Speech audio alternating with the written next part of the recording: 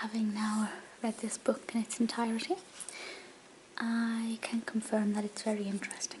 And there are some films in this that I've written down that I'd like to see.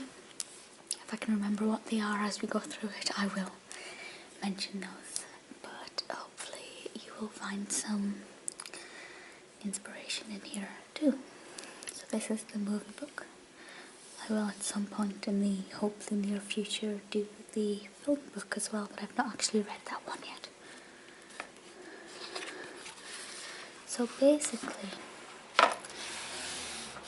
what this book does is takes us through from the early 20th century all the way through to I think 2014, and there's a film for every year, or a couple of films for a year, and it maps the way cinema has progressed while also giving little reviews and insights into different directors and actors and kind of Hollywood trends and things like that. Introduction. So I'm not going to stop on every page and go into a lot of detail, but I will kind of mention every film and at certain points reference some other films. So I'm just going to move us up and move you down. Just hopefully give us a slightly better angle.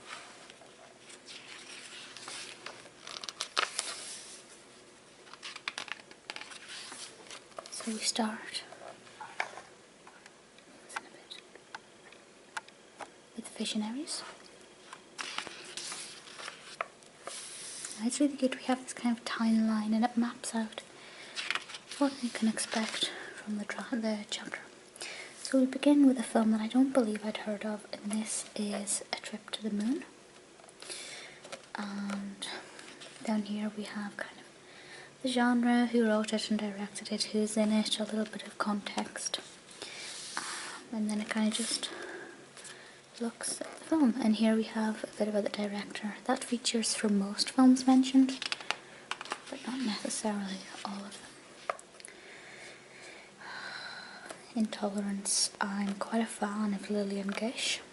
I don't believe I've seen this one, but of course anything by W.D. Griffith from a historical perspective I feel it is definitely worth a watch. I feel like this would be quite a long one. I'm not sure if it mentioned the runtime anywhere, but I have a feeling it would be quite a lengthy film. And then of course we have the wonderful classic The Cabinet of Dr. Caligari, which is just a glorious horror film. By today's standards it's not scary, but it's scary because it's bizarre. It's just so weird. Battleship Potemkin, a classic that I've never seen, and I think this is one that went onto my list. I don't really know much about the Soviets, but I think it's one that I definitely need to watch. It's on my list, but not at the top. Sunrise, or silent drama. I like the fact that it includes a look at the posters. It's just a nice little touch. Of course we have Fritz Metropolis, which is a film every film student is forced to watch in their first year of study. It's it's a film that basically needs an introduction.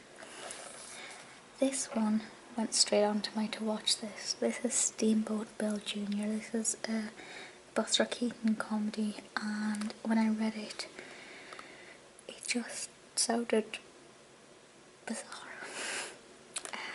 So I'm looking forward to watching that if I can find a copy. That is 1928.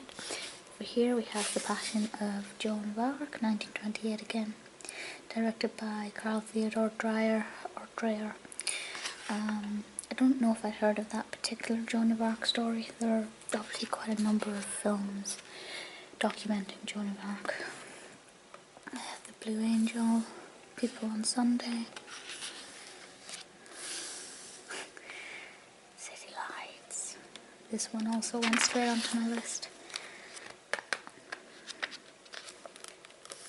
It's got the Trump and the Flower Girl, and it's a an unlikely love story. I don't like love story, but I do like Charlie Chaplin. And when I read these are, excuse me while I yawn, excuse me, these are not completely spoiler free, by the way. It does kind of go on the basis that you're a big film fan and have read them, but it's not a full synopsis, it doesn't document things step by step. So I don't think it really spoils things, but maybe a little bit.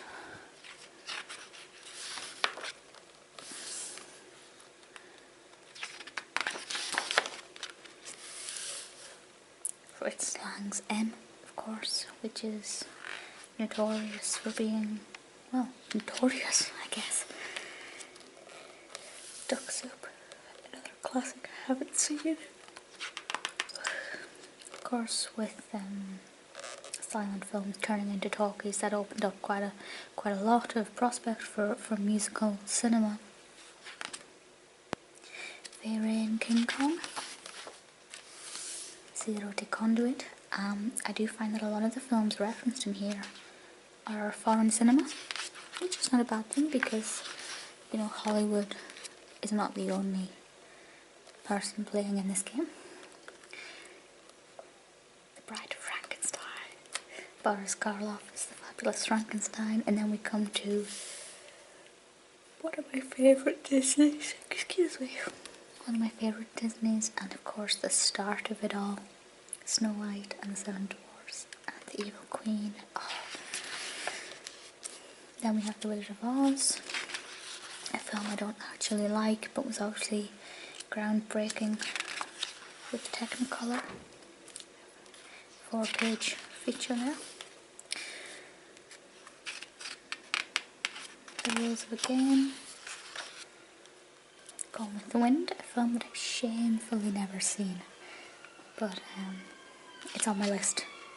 It's definitely on my list.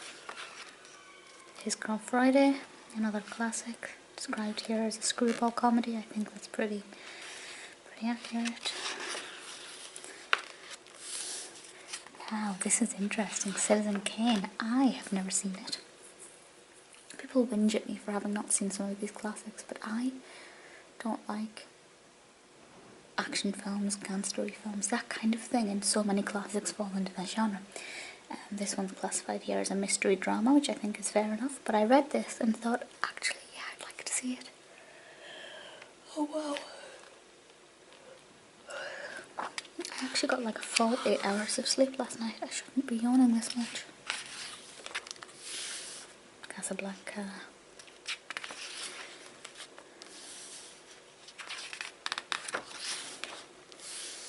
To Be or Not to Be. Which is, it's a war comedy. It sounds like an interesting mix. Sessione, Vara. Children of Paradise, which is a romantic drama. A lot of these films, I'm thinking you could have picked a better film for that year. That's just my opinion, of course. This book does begin The Beauty and the Beast, of course, a non-Disney version of The Beauty and the Beast. The book does start by saying that don't take offence if your favourites aren't in here. It's just a selection, a snapshot, that's all it is. Matter of Life and Death, a very good film that deals with, well, essentially heaven and earth. By Powell Pressburger. It's a Wonderful Life.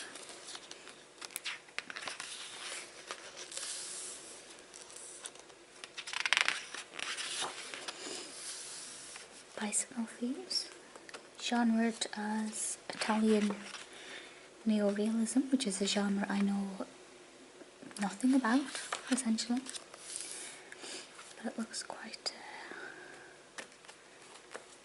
interesting.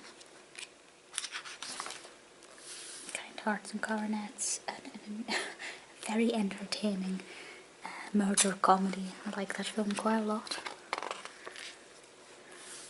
Third Man by Carol Reed. Film noir. I do not like film noir, generally speaking. There are a few exceptions. Okay, so we're in the 50s now. That glare is really annoying me.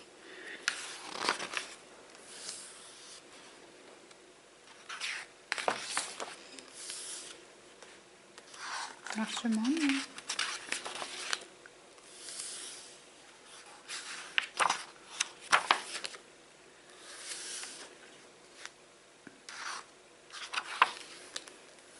Sunset Boulevard.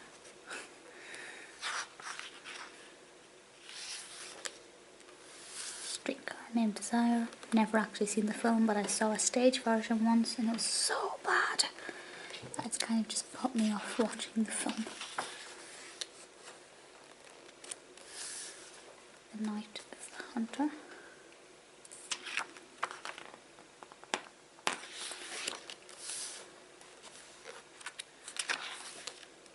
Singing in the Rain. Of course. Jane Kelly. That's great. It's a beautiful shot. There's some great plates in this book. Tokyo Story.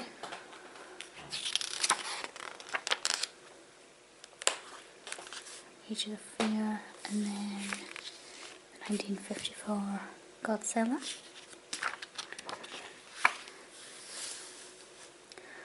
All That Heaven Allows, which I haven't seen. Rebel Without a Cause, which I have seen.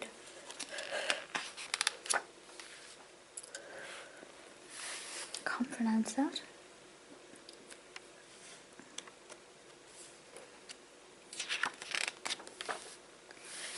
Kiss Me Deadly.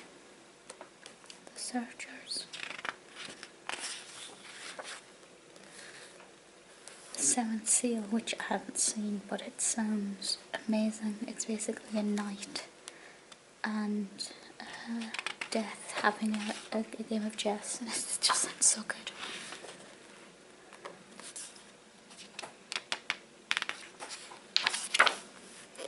Vertigo. Hitchcock there.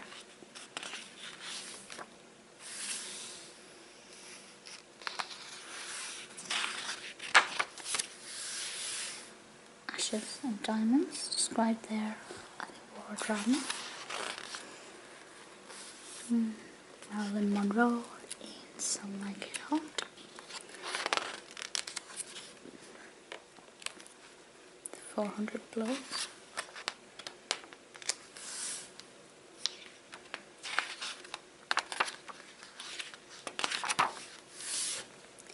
Then we come to 1974. Excuse me while I get a drink.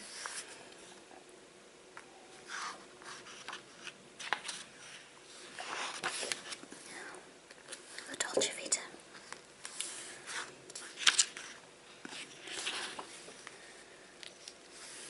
I love that poster. Beautiful poster art.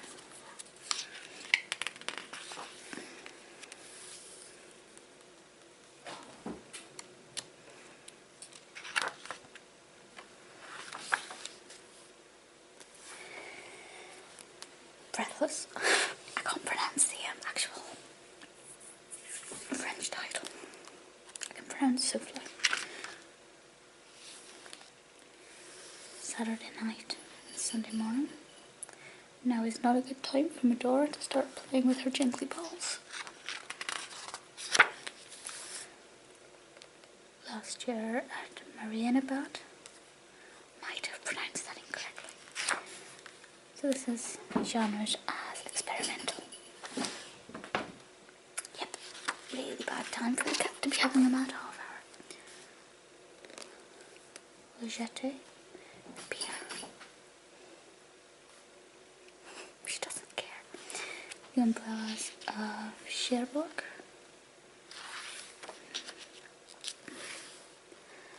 Black Coat, White Devil, which is a film I haven't seen, but I feel like I should see it. It's just one of those films. Doctor Strangelove, of course, classic.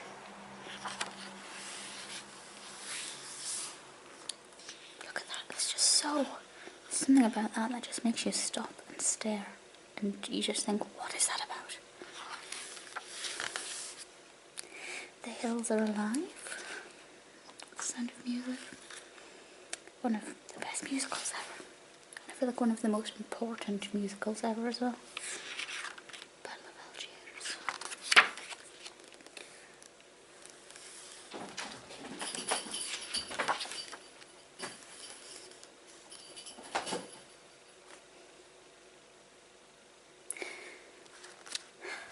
Cats. Hey.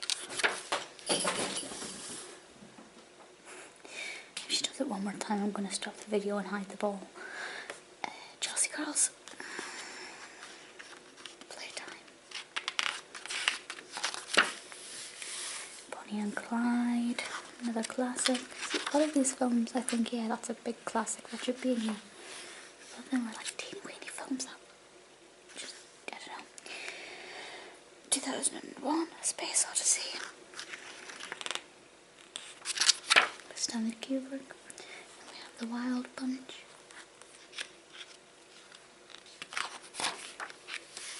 Easy Rider. Fabulous Dennis Hopper. The Butcher.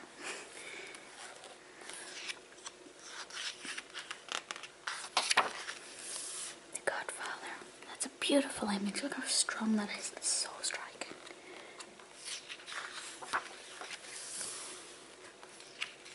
Marlon Brando.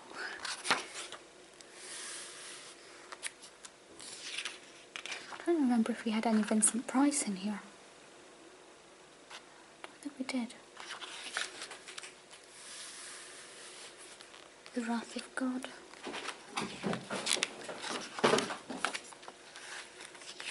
The Discreet Charm of the Bourgeoisie. Don't Look Now, which is probably one of my favourite. No, that's a lie. It's not one of my favourite films, but it's one of those films that I watched thinking this isn't going to really amount to much, and it just completely blew me away.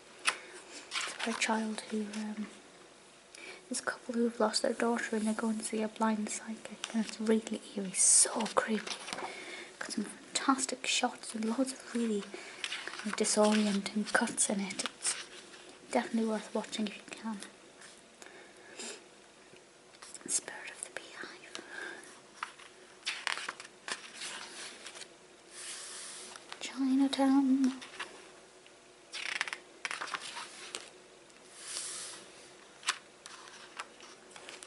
Jack Nicholson.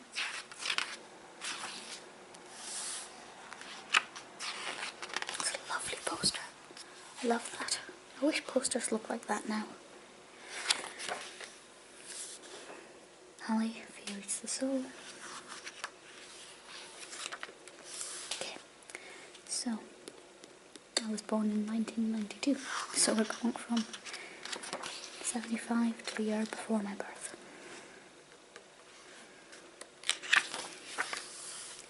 Jaws, of course, great film, absolutely love it. Really great little 4-page feature about it. Picnic, Italian Walk, which sounds really interesting. It's about these group of girls who go missing, and apparently it's never resolved. It's like, oh, that would really annoy me so much, but I think that's obviously the point of the film. Taxi Driver, which until I read this I'd never been interested in it, so maybe I'll watch it.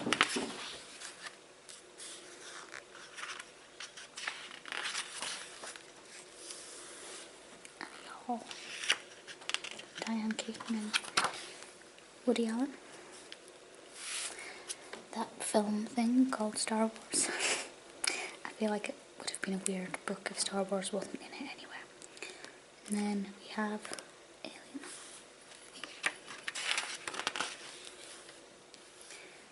Stalker.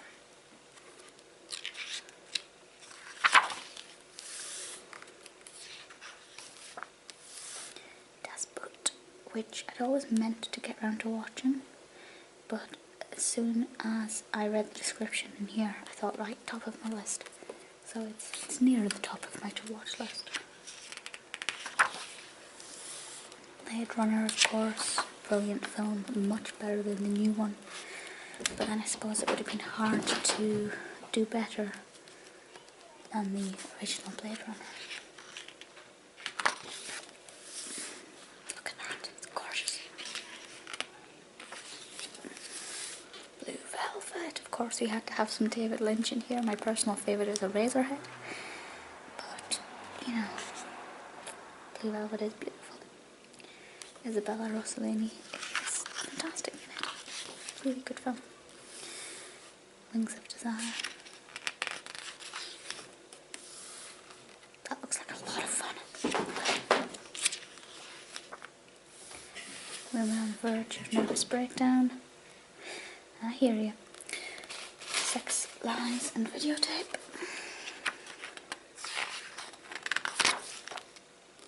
Do the Right Thing. Actually, the Red Lantern. Then we have My Birth to Present.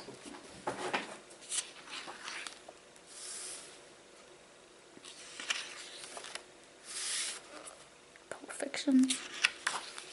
A film I do not like. Really don't like it.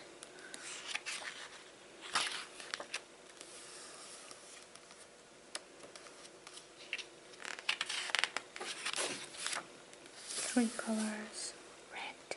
This is apparently part of a trilogy that mark the French flag. There's red, white and blue. I've seen none of them. The Shawshank Redemption. Such a good film. Also, Morgan Freeman does not age. He's just always been the same age for as long as I've been aware of his work. It's very bizarre. Toy Story. Lion, which is a very intense, difficult watch, but for all the right reasons. Fargo.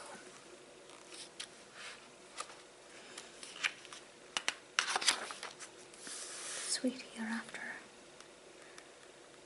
Central Station.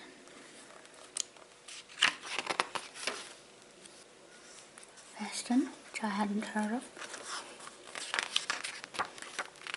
Rango. The Ring, one of my favourite horror franchises ever.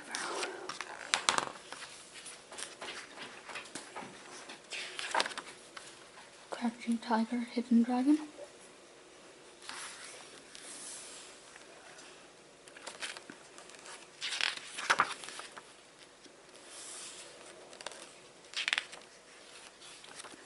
Spirited Away.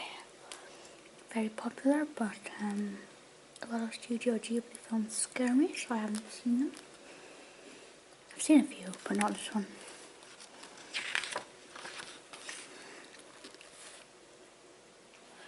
Emily.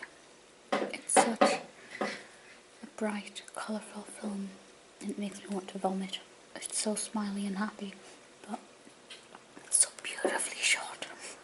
It is visually gorgeous, so I can't really complain. Jean-Pierre Jeunet went to direct several other things, including the brilliant, young, prestigious T.S. Spivet starring the gorgeous Helena Bonham Carter.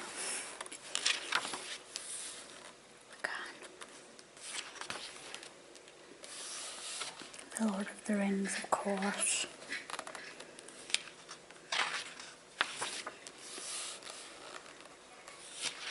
Goes into City of God.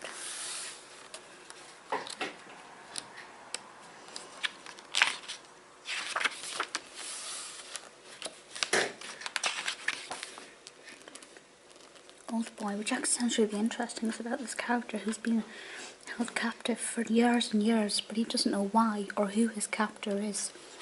And it just sounds so thrilling.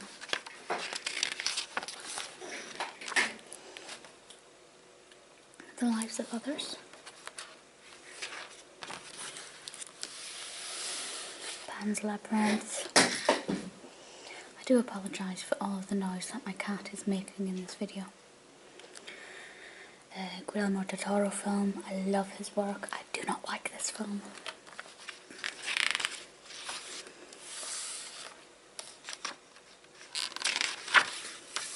Slumdog Millionaire. Another film that I don't like. Oops. Man on Wire. I missed one. Hurt Locker. Man on Wire. I swear this film is more recent than 2008. I mean, obviously it's not, but I just thought it was. White Ribbon. Once Upon a Time in Anatolia.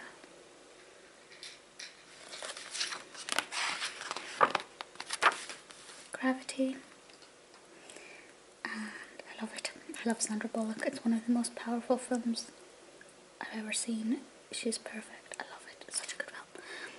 And Boyhood, which I need to see because apparently it was filmed a few days a year for 12 years, so it's like a legitimate progression from 8 to 16. Well, that's not 12 years, is it? It's 6 to 18. Plus Ethan Hawke. So it'll be really interesting to see what that's like. And then we come to the directory, which just goes over all of the films. Or does it? No, it doesn't. Oh no, that's interesting. I completely ignored this once I finished reading it. This is... what is this? This section features a selection of the movies that came close to being included in the main, but were not. So we have The Great Train Robbery, Nosferatu, Dr. Amabius the Gambler, The Jazz Singer, Untitled and Dello, Freaks, which is amazing, such a good film, The Grapes of Wrath, The Maltese Falcon, Sullivan's Travels, Meshes of the Afternoon, Double Indemnity. Oh, this is a great discovery. I'm going to have to go and read all of this again. Brief Encounter, Murderers Among Us, Build My Gallows High, The Red Shoes, All About Eve, Los Ollivandos, The Big Eat, Lestrada, Seven Samurai, Rafifi, Invasion of the Body Snatchers, A Touch of Evil. Yep. I'm going to try and pronounce it. Peeping Tom, Psycho. Actually, I'm surprised Psycho wasn't in this because it's so excuse me, I just got a bit of air stuck in my throat. It's so poignant. West Side Story, The Innocents, 1961. Jules and Jim, Manchurian Candidate, Dry Summer, Jason and the Argonauts, Onibaba, I Am Cuba, Closely Observed Trends, Persona, The Graduate, Belle de Jour, Rosemary's Baby, Salesman, Once Upon a Time in the West, Kes, Midnight Cowboy, Clockwork Orange, Harold and Maude, Land of Silence and Darkness, Walkabout, The Harder They Come, A Woman Under the Influence, Chalet, Xala, Eraserhead. If there's not a Tim Burton in this list, I'm gonna scream. Dawn of the Dead, or even a Helena Bonham Carter. I'm so offended. Not a single Emma Thompson in this. I feel like it was made to just annoy me. Dawn of the Dead, Days of Heaven, Apocalypse Now, Raging Bull, The Shining, E.T. I'm surprised E.T. wasn't the main one as well. Scarface, Blood Simple, Paris, Texas, Come and See, Brazil, Down by Low, Jesus of Montreal, Hearts of Darkness, Hard Boiled, Reservoir Dogs, Naked, Shortcuts, Heavenly Creatures, Drifting Clouds, Breaking the Waves, Taste of Cherry, Wreckmeister Harmonies, Amor y Perros, In the Mood for Love, Mulholland Drive, Goodbye Lenin, Tsotsi, Cachet, Times and Winds, 10 Canoes, There Will Be Blood, A Secret in Their Eyes, The Kid with a Bike, Holy Motors, The Grand Budapest Hotel. Not a Burton inside. But yeah, this is a library book. I didn't pay for it. But I would say if you're a film fan, $16.99 is well worth it.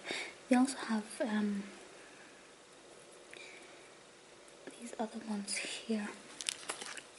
I'm interested in reading the philosophy one, the psychology one, the Shakespeare one, sociology, maybe Sherlock Holmes, maybe science, but I don't think I'd understand most of it. But yeah, I thoroughly enjoyed going through that for the second time. A little discovery at the end. I apologise on behalf of my furry daughter for all of the noise she was making in this video. And of course the big question is, did your favourite film make